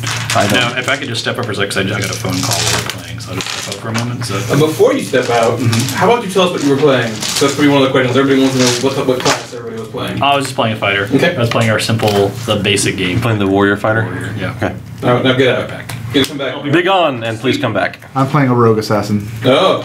Yes. Would you want to talk a little bit about what the assassin does? Okay, sorry. I know they can see it. Yeah, just go, no. No, I'm sorry. If I score a critical hit, I have a chance to stun somebody. If I deal enough damage to somebody, they can die outright. And I get a boatload of sneak attack damage that I'm blaming him for not letting me do. You came really close to stunning the guy when you attacked him that time. Unfortunately, I just happened to roll really high. So yeah, DC 15 is pretty beefy. Yeah. These guys had a pretty good con, so they had a chance to. They had a pretty good chance to succeed. But I rolled. I didn't feel wrong. Yeah, I rolled like an 18. The dice fall where they may, sir. Right. So Matt's playing a wizard. Yeah, wizard. Mage. Sorry, mage. Wizard because I'm wizardry. The illusionist line of things. Well, I didn't do much in the way of illusions this time besides seeming. So. And then just cleric with the domain of war. So I focused mostly on healing spells and a few support, and then was planning on just pretty much going through with hammering people. Sounds That's awesome. I'm playing the Dungeon Master. Oh, is that a new person? No. So, Matt, you're playing a mage. Sorry, and you're playing the wizard specialist of the mage. Mm-hmm. And then from then you actually specialize further into illusionist. Is that something That's correct. Cool. Are we looking at doing lots of specialists like that, like evocation? I mean, we obviously have done illusion and evocation and I think enchantment so far are the three that we've done. I think it's a pretty safe thing to say that we're looking at all of the traditional schools of magic for the mage. Rodney, you also focused on some of the RP reward stuff. Yeah, and one of the reasons why I started the session with like the meeting with Zetcherer and stuff like that is to kind of give us a chance to develop and let people express their characters. Like Chris, obviously, you were really playing with your character traits there, right? Mm-hmm. Do you want to tell people what your character traits are? Or your bond, your flaw? I'm very brave. Actually, a little too brave. I have trouble backing down from anything, and I like to push people to see what they're made of. Right. But I do what's honorable, even if it means trouble for me. And I take offense easily, so I try to test if other people do too. So. So which one of those was your ideal? My ideal is I do what's honorable, even if it means trouble. Okay. And your flaw was that you take offense easily? I take offense easily, but I also take time to honor the worthy dead. Notice that I did not honor any of these guys. These were not the worthy dead? Just if they were running. They were running away. They're acting cowardly, in my opinion. Yeah, and behind the screen, and this is something that's sort of invisible to the players and everything, but behind the screen, I have a lot of the role-playing information that we've talked about for monsters, for Zetcherer and Vraxenalt, and all the NPCs that they've encountered so far. So all the things that people were saying, I was kind of constantly referring back to that to see how he would react, and basically, until you questioned his honor, he was actually, he was willing to put up with Mike's random weirdness and everything, because none of the stuff that MC was saying was triggering any of his his flaw or anything like that. But as soon as you questioned his honor and everything, that was what really set him off and pushed him towards a different resolution. Because I had some things prepped where he could have helped you, or he could have given you more information, or given you more boons. But because you had pushed him from being effectively friendly towards having a worse attitude towards you. That did not help you. So actually what you're saying is that he didn't give us something that he could have, right? Yeah. So what you're saying is we should go back and kill him and take him. We're going to use our metagame knowledge. Yeah, right. Your characters don't know that. We hold a grudge against them. But yeah, so I was using a lot of the behind-the-scenes role-playing stuff to determine how he reacted, and that's how, it's interesting to see, low charisma over here, and what's your charisma? 10. 10, right. Low charisma and okay charisma, right. He didn't react horribly to what Mike was doing because Mike wasn't actually triggering his flaws, right, or triggering his stuff like that. But I was just sort of using it as guidelines, and then at the end, Chris had basically let his flaw come into play, so that's why I rewarded him with the inspiration. Do I get to keep this? You will get to keep it until the next session. Yeah. I heard there was a rumor of dice. Yes, there. I will give you guys the rest of the dice actually. Zing. More questions? Yeah, I mean, we'll go back to Wizard a little bit. So, Wizard is a kind of mage. Do we know what else we're going to do with other kinds of mages yet? I'm going to let my boss handle this question. Wait, is he here? What? Right. There is, so one of the things that this lets us do is we can introduce maybe other types of spellcasting classes that you've seen in the past. The real benefit system-wise for us is it lets us just say things like, a magic item like a wand, whatever. We don't have to give you a giant list of classes that can use it. We can keep it pretty concise. It gives us a place to put things like an Eberron, an Artificer. You could see Artifice as one of the options, like Wizardry or Artifice or things like that. Or in Dragonlance, the Towers of High Sorcery, so High Sorcery could be an option. Right. In a lot of our settings, the magic changes, but usually not divine magic, usually it's arcane magic. So we're building that structure in from the beginning so we can expand it out to support different worlds and then different types of characters. So you can expect, if you've seen different types of spellcasting characters in the past, don't be surprised to see them show up in that category. Yeah. So. And then, Tom, you've seen some kind of clerics that people know, right? So you have a domain, the war domain. Yes. Do we expect that people will be able to pick deities as well at some point, and then there'll be domains within those deities they can use and stuff like that? Yeah, so what the approach we're using with domains right now is to support either your homebrew setting or a specific deity in an existing setting that we haven't tackled yet. But you could imagine if there was a Forgotten Realms, they would actually, your choice might be, you took War, right? There might be a choice that's just Tempest. And we can go through Tempest and say, okay, like, Matt's the FR expert, but like, what would Tempest's favorite use? Is the Great Sword? Is that Tempest's weapon? So you might say, hey, you can use the Great Sword. Here are some specific things drawn from the lore of Tempest that are replacing some of those class features that you get in the more general War domain. So you'd actually be picking a specific deity. And then if you just found whatever there's a deity that we haven't covered yet, or it's just not available, or in your home campaign, the domains sort of step in as those generic deities. So. Just have it real quick. But Rodney, I know that you did some stuff on the back end to tie everybody's stories into the. You want to talk a little bit about that? Or? Yeah, so basically, and I glossed over it earlier because I was trying to get the game going, but what I did was I prepped for the session by sending out a document that was like, here are, I think it was like 7 different things that are important in this adventure, right? Characters, events, locations, etc. And I sent it out like on Monday or something like that. Did it have the magic items in it too? No, it was a different one. It was the other one. I don't know if I got it. Yeah, because I sent it out on like Monday or whatever. It's fine. So it had like 7 different things in it that were important things in this adventure, and I said, when you're picking your bond, which is one of our 3 role-playing traits that we expect you to pick, when you're picking your bond, please try and tie your bond to one of these 7 things, right? And basically that way I would know that the characters coming in have some relation to this adventure. In a normal campaign, I probably wouldn't necessarily do that with a specific adventure, but since I sort of wanted to show off those rules and also, you know, tie you guys to the adventure a little bit better, I mean, I think it worked out pretty well that, like, Tom was able to very quickly jump in and like, oh, okay, I know this guy and I can relate to him. You're able to pull out lore and stuff like that because I was like, okay, your character's been here before, you would know something about this. And then obviously it's a big motivator for Matt's character as well. So that I thought that was kind of nice, but it was basically designed to, instead of leaving the players out to find, you know, their bond with the world or whatever like that, I was like, okay, no, this is a one-shot, well, a 2 or 3 shot or whatever it is. This is a one adventure situation. Here are things that will be relevant so that they will come into play. Yeah, and you can imagine the campaign scale you might have. Let's say if this is the 17, we're 17th level, the Githyanki had been an ongoing threat. When we were first level, we may have said, oh, pick is one of your, like, Githyanki been raiding in the area where you are, so maybe that's part, I was a militiaman trained to fight Githyanki or something like that, so you'd have that connection from the beginning. Yeah, it helped that I knew what I was running, right? Yeah. Because it's not, if I was running a sandbox, that'd be harder, but I know what adventure I'm running, and I can say, here's some things that I know I can bring into play pretty easily. Yeah, but ideally, like in a more open-ended campaign, like it's kind of a sandbox, you can go wherever you want. I might, let's say my character, if I wasn't playing a vaguely less ridiculous character, I might have a hook that's just... Is that possible? Yeah, I can't help it. It's in my DNA. I might have a hook, let's say, to a Slayer's Guild that's kind of, because my character's a little cracked, that's got this dark reputation, but that might be something Rodney uses to plot hooks. Right. It might be like, hey, we go to a new city. Okay, the first thing I do is I seek out that Slayer's Guild. Oh, yeah, they're in town. I meet NPCs. I have connections to the world. It's just like, I mean, when you think of us as gamers, we all play D&D.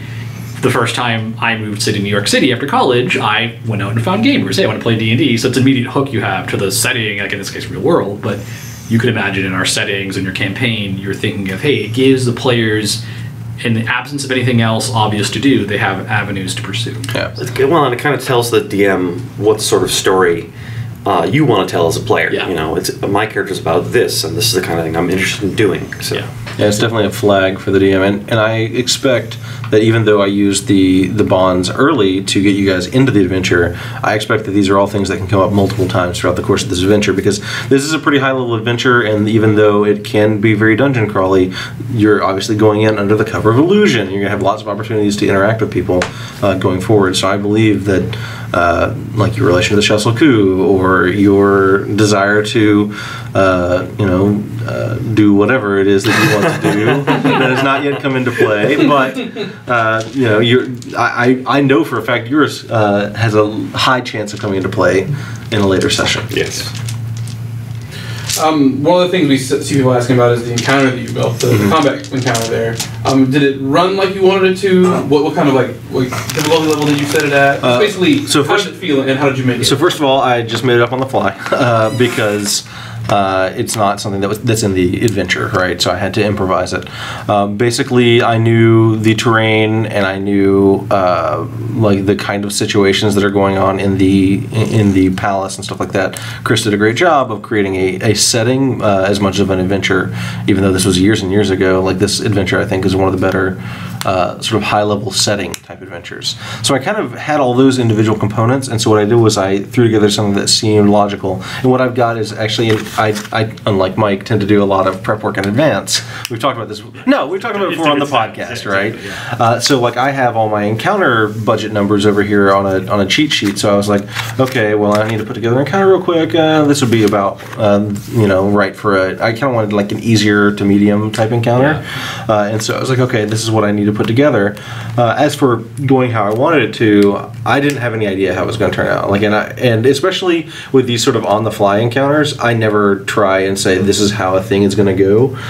The guy running off into the necropolis, I was thinking that if he manages to get away, that will just simply be a thing that I can bring in later with people being warned. But since he didn't get away, I mean that's cool. Yeah. Like now you guys have the secrecy and everything. So for me, it was more about just taking the situation and taking what I knew about the setting, creating something that made sense on the fly, and then seeing where things went, because I didn't have a predetermined outcome there. The only I had to write all these stats like earlier today and yesterday, so I was pretty well familiar with them, but they have not gone through a lot of development, so I was a little worried that I was wrong, but it seemed okay. It worked out well. So from my point of view, it felt like when you said it was easy to medium, that felt right, because I was thinking, I don't think there's any way we lose this fight, but it's more just, let's just minimize the amount of beating we take. Yeah. Just so we can conserve our resources. And especially with Arrow Berserker over there. You guys are 17th level, and these guys are lower level guys, right? Yeah. So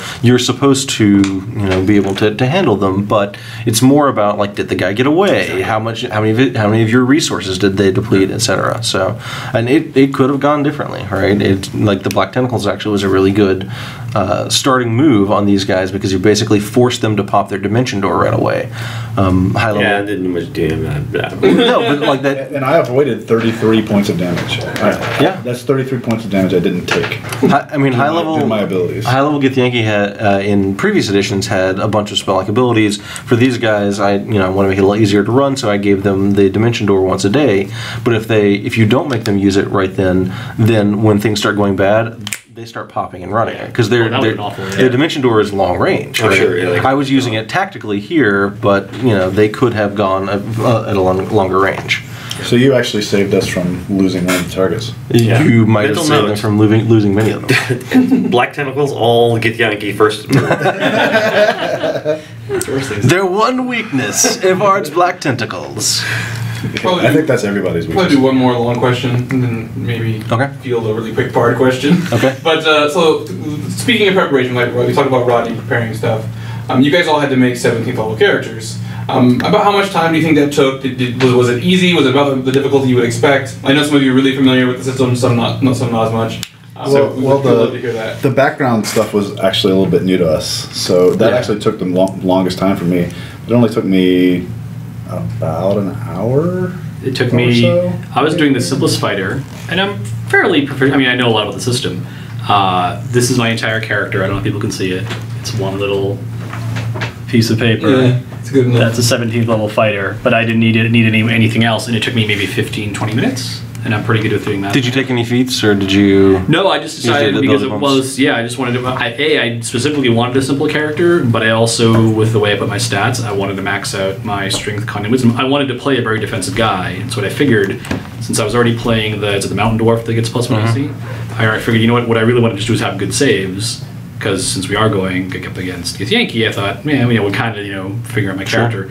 But yeah, I just wanted to play a simple fighter, and I didn't want to be a tank, because my guy he's neutral evil, so he's pretty selfish. So those all felt, that felt like a pretty good way to go with my character. So Probably took me a little longer because I was probably the least familiar with the rules, so I had to go back through and try to familiarize myself with just all the changes, like what's changed, what's different now. And then I kind of then spent, honestly, more time trying to figure out what I wanted my character to be than the actual stat building. You know, I just spent a lot of time, like, with the weapons. I actually gave him light hammers and started figuring out, like, can he throw them? Like, when would he throw them? So I spent more time there. And then once I got to the background and stuff, I kind of already had mentally created the character. I'm like, oh, this is easy to pick from, because they just sort of fit in. He's clearly a soldier, so. Yeah, for me it was the spells, because when you're playing a wizard and you actually level up, you're only examining one level spells at a time, and here I had to basically look through 9 levels of spells and try and figure out my 17th level character. But I found some fun spells to cast, so I'm pretty happy with what I've got so far. We'll see. Cool. Yeah, and I have all of the assassin abilities written out completely, just about, on this sheet. So besides poison. It did come up how you could do like 35 points of damage with a rapier, but I'm guessing it was just lots of extra damage. Snack attack. It was a snack attack, yeah, Okay. sneak attack. which puts you on par, because when I managed, because also I was rolling terribly. Like I barely rolled over 10, even with 3 attacks. I think I've made 8 until my last sequence of attacks. I was not, because I have a pretty bad. My dex isn't very good, so suddenly I'm a killing machine with a bow, which is funny because my dex is 13, my strength is 20. Make enough attacks, right? These guys are pretty low AC. I mean, they're wearing mithril chain, so I mean that's pretty low for characters that you would be facing at this level, right? I was rolling a lot of 2s. Yeah, there's not much we can do about cursed dice. Yeah, I just roll a lot of 2s. I change dice. Actually, with D&D Next, we'll be shipping the new non-cursed dice that we've been working on. Just don't use the faction dice. Don't use the DDM faction dice. Right.